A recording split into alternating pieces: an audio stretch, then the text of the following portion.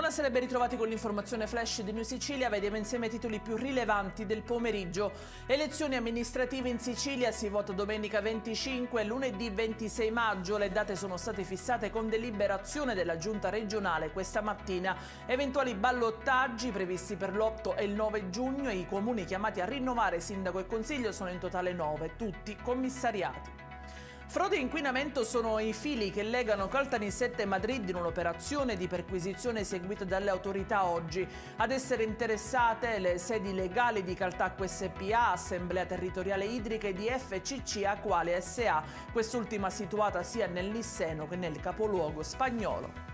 Caso Open Arms, slitta di 3 mesi il deposito delle motivazioni della sentenza nei confronti di Matteo Salvini. Il ministro delle infrastrutture il 20 dicembre scorso è stato assolto in primo grado dall'accusa di sequestro di persone e rifiuto di atti d'ufficio.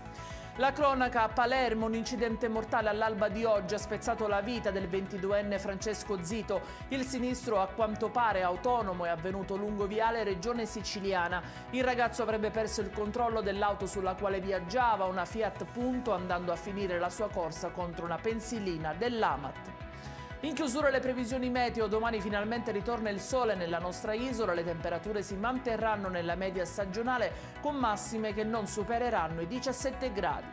Ed è tutto per questa edizione, vi ricordo che i dettagli su queste notizie li trovate sul nostro sito www.newsicilia.it. Grazie per averci seguito, vi auguro una buona serata e vi ricordo l'appuntamento domani alle 13:30 con gli aggiornamenti più importanti della mattina. Arrivederci.